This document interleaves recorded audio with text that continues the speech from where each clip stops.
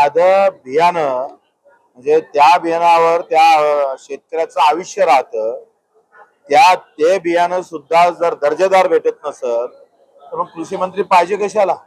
एका इकडे आम्ही पाहतोय युरियाचे भाव 448 रुपये आहे प्रति टन. एक बॅग नाही म्हणत मी, 2 बॅग मिळून 1 टन होता, 1 क्विंटल होतं 448.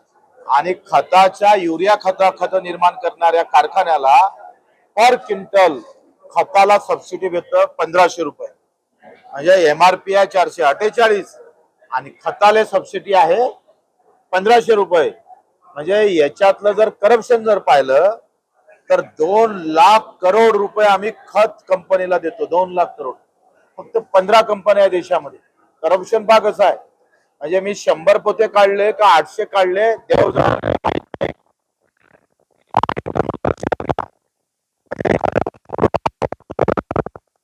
कंपन्यासाठी हा मोठा प्रश्न आहे.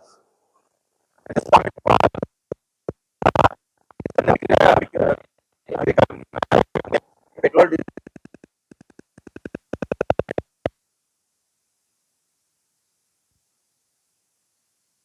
7 लाख करोड आहे. 7 लाख करोड. जगात पेट्रोल डिझेलचे भाव 40% कमी झाले होते तेव्हा आमच्या देशात पेट्रोल डिझेलचे भाव 15 रुपये लिटर मागे वाढले होते. म्हणजे कोणाच्या खिशात पैसे काढायचे, कोणाच्या खिशातले आणि कोणत्या श्रीमंताच्या घरात खिशात घालायचे हे सरकारनं व्यवस्थित ठरवलं आहे. सरकार इथं थांबलं नाही. जसं युरिया आणि बियाणाचं सांगतोय ना खताचं, तसंच हे पण आहे. 40 लाख करोड रुपये कमावले सरकारनं. 40 लाख करोड. कोणाच्या खिशातले पैसे गेले हो? हे सगळं षडयंत्र आहे. काही ठराविक कंपन्या, अदानी अंबानी शिवाय आम्हाला गमत नाही. आमचं सरकार अदानी अंबानी साठीच चालवते की काय, अशी एक व्यवस्था निर्माण केली. शेतकऱ्याचं कर्जमाफी करण्यासाठी म्हणतात पैसा नाही. अजितदादा, आम्ही त्यांना सांगतोय का कर्नाटकच्या सरकारनं 3 लाख कोटीचं बजेट मांडलं. त्या 3 लाख कोटीमध्ये 45,000 कोटी शेतकऱ्यासाठी ठेवले आणि महाराष्ट्राच्या सरकारनं 7.5 लाख कोटीचं बजेट मांडलं. तिथं फक्त 9,000 कोटी ठेवले. अधिक गंमत आहे का 14 आणि 15, 22 आणि 23 आणि 23 आणि 24 या आर्थिक बजेटमध्ये, देशाच्या बजेटमध्ये 50 लाख कोटी मधून 24 लाख कोटी चार बजेट मधून फक्त 200 उद्योगपत्यांना दिले. 200 उद्योगपती. आम्हाला किती पाहिजे माफ व्हायला? पुऱ्या देशातलं कर्ज माफ करतो म्हटलं तर 75,000 कोटीच्या वरचे पैसे लागत नाही. पण डोक्यात धर्म घातला, जात घातलं. मंदिर बांधायचं का मस्जिद ठेवायची, पुतळे ठेवायचे का निळे ठेवायचे का भगवे ठेवायचे का हिरवा ठेवायचा, हे व्यवस्थित. आणि मीडिया तुम्ही पाहतोय का, हे फक्त तुमच्याजवळ जरी अधिकार का आहे, तुमच्याजवळ फक्त न्यूज कॅच करायचा अधिकार आहे. दाखवाचे अधिकार अदानी अंबानीकडे आहे.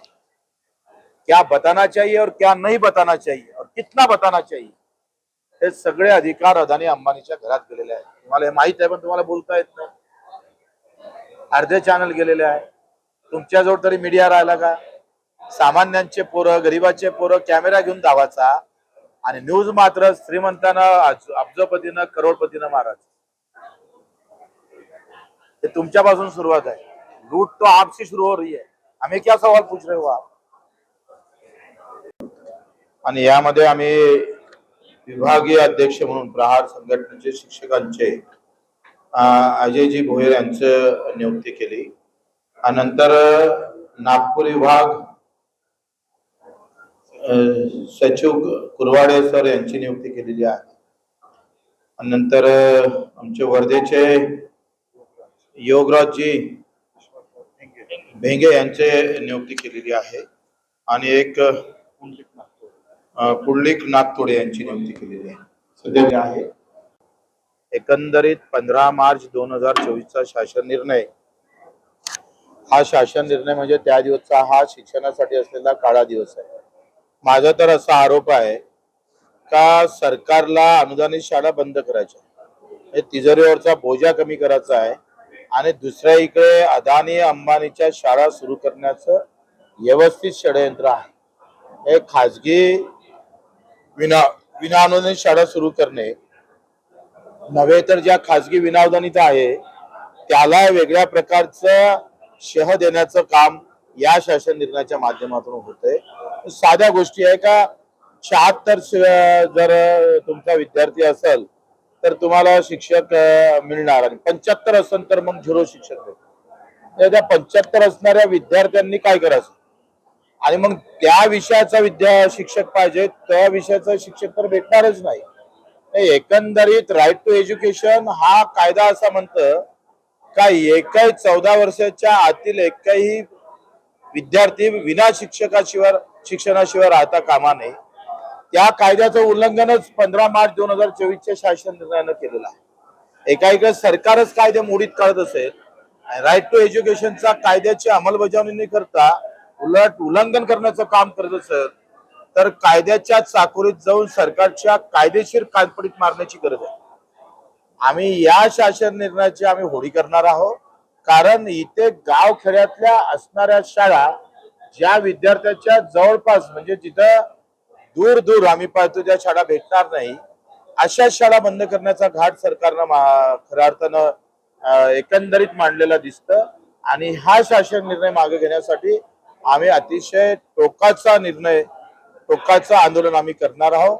पहिलं आंदोलन काय प्रत्येक शिक्षकांच्या घरावर जर शासन निर्णय नाही परत घेतला नाही 15 मार्च 2024चा तर आमचं तुम्हाला मत नाही असं सरळ एक आम्ही आंदोलन मतदानाच्या माध्यमातून सुरू करणार आहोत. ते मग आम्ही सांगितलं होतं की जसं सोन्या चांदीचा देव त्याला चोराचं भेव राजकारणी देव त्याला मताचं भेव आणि मग त्या धर्तीवर हे पहिलं आंदोलन आम्ही वर्धेतून सुरू करणार आहोत. आमचे अजयजी त्याचं पूर्ण नेतृत्व करेल आणि धीरे धीरे शिक्षण क्षेत्रामधलं जे आज आपण पाहतो का गरिबापासून शिक्षण दूर जाण्याची शक्यता दिवसांदिवस वाढत चालली. शिक्षणच खतम करायचं आहे. तुम्ही लक्षात घ्या पहिले जातीच्या नावावर शिक्षण भेटत नव्हतं आता पैसा नाही म्हणून शिक्षण भेटत नाही अशी एकंदरीत व्यवस्था आणली जात आहे आणि त्याचा आम्ही विरोध करणार आहोत. तुम्हाला काही सांगा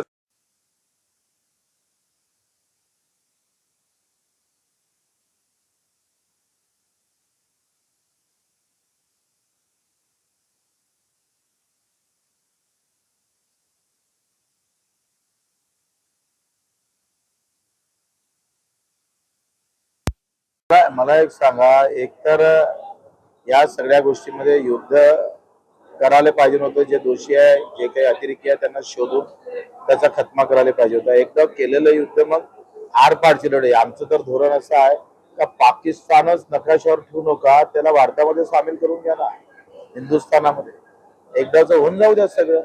लावा 56 इंची छाती. पाकिस्तानच हिंदुस्थानात आता आम्ही सामील करून घेतला पाहिजे त्याच्याशिवाय युद्ध थांबवता कामा नये. आम्ही मरण पत्करायला तयार आहोत. भारतीयांचं मत पक्का आहे. अर्धे जरी भारतीय राहिले तरी चालेल पण आता पाकिस्तानच ताब्यात घ्यावा आणि त्याला हिंदुस्थानात सामील करून घ्या. वेळ आहे ते होईल का नाही होईल ते सांगता येत नाही. त्यामुळे आतापासून सोबळ मला वाटते आता ते हा प्रश्न आम्हाला आहेच नाही. आम्ही पहिल्यापासूनच सोबळावर लढत आलोय. खरं तर त्यांच्या अंतर्गत आहे शिंदे सेनेचं काय करणार अजितदादा पवारचे राष्ट्रवादी काय करणार आणि मग हे भाजप काय करणार. म्हणजे विधानसभेसाठी सत्तेत यासाठी युती आणि आता सत्ता आली तर यांना सगळ्यांना बाजूला काढून व्यवस्थित मी सांगतोय नकाशावर जसा पाकिस्तान दिसला नाही पाहिजे तसं भाजपचं दुसरं आम्ही पाहतोय एक ब्रीद आहे का पुढच्या निवडणुकीत ते शिंदे साहेब आणि अजितदादाला ठेवणार नाही अशी अवस्था आहे.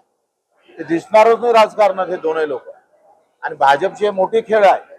अजूनही आम्ही तुम्हाला सांगतोय का मुंबई मधल्या मराठी माणसाची टक्केवारी मतदानाची टक्केवारी कमी करण्याचं षडयंत्र घातलं. ते असं आहे का मराठी माणसाचं मतदान हे कोकणातही आहे आणि मुंबईतही आहे आणि जे दोनही ठिकाणी जर मतदान ठेवन तर त्याच्यावर 15,000 रुपये दंड आणि कोणतीही योजना भेटणार नाही असा अंदरून शासन निर्णय काढण्याची मला वाटते सुरुवात झाली. भाजप हे मोठी खेळी करणार आहे आणि इतर कुठल्याही पद्धतीनं शिवसेनेला तिथं बाजूला ठेवून भाजप महानगरपालिकेत ऐन सगळे षडयंत्र वापरून जेवढे औरंगजेबानं अफजल खानानं वापरले होते सगळे षडयंत्र भाजप वापरणार. तर मला असं वाटतं का आपलं अपयश लपवण्यासाठी काढलेली यात्रा आहे, हे सरकारचं मोठं अपयश आहे. आणि सरकारनं हे चूक कबूलही केली होती अमित शहा साहेबांना, का आम्ही जर तिथं 2-3 शिपाई ठेवले असते तर हा आम्ही पाहतो ही घटनाच घडली नसती.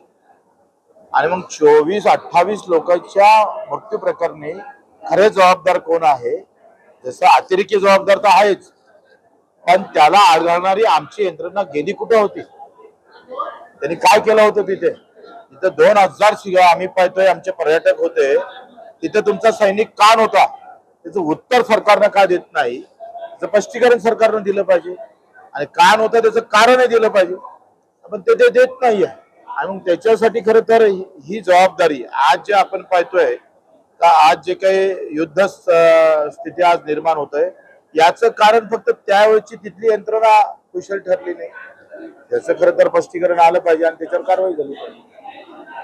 संघात उभं राहावं अशा काही शिक्षकांच्या काही संघटनेचा आम्हाला आग्रह आहे, परंतु उभं राहण्यापूर्वी मी सगळ्या शिक्षकांचं किमान 15 ते 20 हजार शिक्षकांच्या ज्यांचं मतदान आहे त्यांच्या घरोघरी जाऊन विचारणार आहोत का राहू का नाही राहू. कारण माझा काही नेता नाही और हमारी कोई बड़ी पार्टी नाही आहे, आणि म्हणून शिक्षकच आमच्यासाठी नेता आहे. आणि म्हणून त्यांना घेऊन उभं राहायचं का नाही राहायचं, त्यांचं मत घेतल्यानंतर मग जुलै महिन्यात आम्ही ठरवू. त्या पद्धतीनेच आता ही जी मोर्चेबांधणी म्हणता येईल का? आता जे नाही असं काही नाही आहे. हे तर आता इकडे निवडणूकच नाही आहे, पण यांनी काम करावं.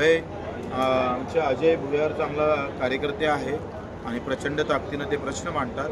पण त्याला ताकद शिक्षण हे काळाची गरज आहे, ते गरिबापासून दूर गेलं नाही पाहिजे, याच्यासाठी शिक्षक संघटना बांधतोय.